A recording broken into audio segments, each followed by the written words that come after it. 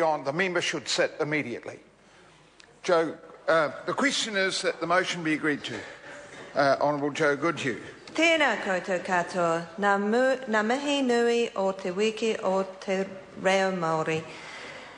Let me begin, Mr Speaker, in speaking to this Parental Leave and Employment Protection 6 months paid leave amendment bill by asserting that the government supports parents being able to look after their children, and what's more, we spend $157 million on providing the current 14 weeks paid parental leave in the 2011-12 year.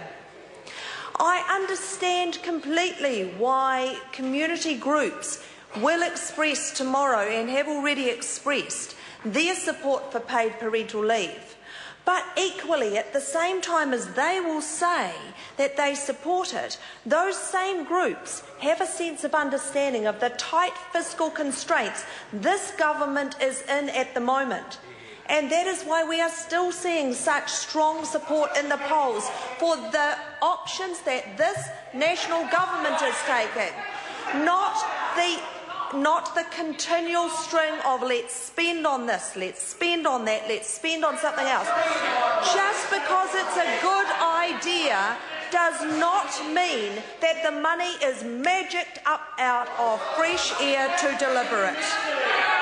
We are concerned, Mr Speaker, at the financial implications of nearly doubling the amount of paid parental leave that has been proposed in this bill. This national government is completely focused on responsibly managing the government's finances. Pity help that the previous government, Labour government, didn't do the same for the 9 years that they were in government. We want to get back to surplus. We want to get debt under control. And what seems an anathema to the other side is you just can't spend what you haven't got without going into more debt and placing the responsibility for getting rid of that debt onto the generations to come. It's a choice we have made, and it's a choice that we can live with, and a choice we believe our grandchildren will live with as well. We've been dealing with the biggest deficit New Zealand's ever had, and it is too soon for the determinations to be made about what new entitlements will be offered when we get back to surplus. I'm going to focus on our priorities, which will demonstrate that this government has a strong commitment to children and families as well. So that side should never accuse us of anything less. Go on, get on your hind legs. My apologies, Mr Speaker, not you, of course. We've worked hard during the last 3.5 years through a large recession to preserve income and support to families. Order. I'm having extreme difficulty hearing the member. I'll just ask members to contain themselves somewhat. Honourable Joe Goodhue. Thank you, Mr Speaker. It's great to see the others on the other side are alive and well. We've increased the maximum paid parental leave payment by $67 a week since taking office. And on July the 1st this year, the maximum parental leave payment available to eligible employees and the self-employed increased from $458.22 to $475.16 a week. The minimum parental leave payment for the self-employed also increased. Employees with at least 12 months continuous service with their employer are also entitled to up to 52 weeks of employment-protected unpaid parental leave, less any PPL taken. This can be shared between eligible spouses and partners. Up to 2 weeks of unpaid partners' paternity leave is also available. You know, it's really, Mr Speaker, I believe it's very important that I describe this, because this is about what the scheme currently offers. I'd also like to reflect on some work that's currently being undertaken, some conversations I've had with members of the EEO Trust. Now, they tell us that it's all very well to have paid parental leave, but the important thing about paid parental leave is that it has to be managed in a way which supports the reintegration of that person back into the workforce. It's not just about the money, actually. It's about feeling valued in the workforce. And so when the employer actually goes out of their way to make that person feel supported, there is much more chance, irrespective of how much paid parental leave there is, much more chance that they will return to the workforce.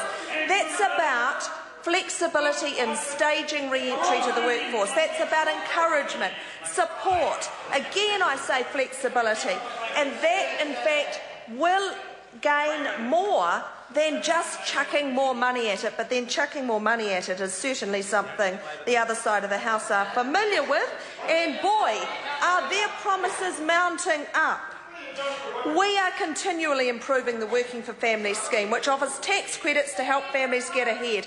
We're committed to providing better health care for families, including free after-hours GP visits for under sixes and delivering record rates of immunisations for under twos. Again, what might that look like? Children at the heart of policy is what that looks like. 54 million has been provided to boost maternity services to support new parents. What might that look like? Children at the heart of policy. Children and families. Plunkett Line is fully funded 24 hours a day, 7 days a week to support new parents. Did that happen under the previous government? No, that happened under this national government. They cut Plunkett Line. There has been a 34% increase in ECE funding since 2008. The government spent $1.4 billion on early childhood education. You know, one of the things that I learned when I was overseas last week is the unenviable, the absolute... Last week when I was away, I was made aware of what an incredible record this country has for the provision of early childhood education. 95% of New Zealand's children have been engaged in early childhood education prior to going to school.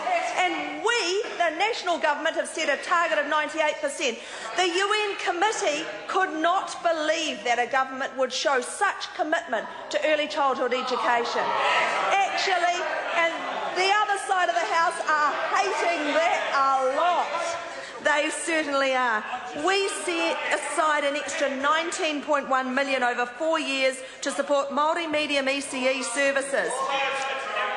You know, the money that this government has prioritised, it is prioritised into those who need it the most. The best bang for bucks in terms of ECE spend is on the children that don't currently get any. That's nil, no ECE. The best bang for buck will be there, and that's why we have allocated $18.9 million for 1,039 new places in high-need areas. New Zealand has a proud record in regard to ECE. I want to move on to the Labour Party's costings. The phased policy in this bill would cost $450 million extra over its first 4 years. An extra Labour's own costings, an extra $50 million in the first year, $100 million on top of that in the second, and $150 million more in each of the third and fourth years. We don't have that money. The New Zealanders know we don't have that money. The dangers of running up high deficits through unaffordable government are simply not worth it. The leader of the Labour Party, David Shearer, promised to run a thrifty government if elected. Actually, this is not a good way to get started, Mr Shearer. In 2007, the Families Commission gave Ruth Dyson, then Minister of Labour, a report which recommended paid parental leave provisions be increased to 13 months by 2015, including a month for fathers. Labour didn't do anything with that. But now they sit on the other side of the House and berate us. I believe, Mr Speaker, that I have demonstrated, and I know other members on this side will continue to demonstrate, that children are at the centre of our policy, and we've put our money where our mouth is. We can't afford this policy at the moment, and therefore we are putting money into other things we believe will benefit children and the families of New Zealand.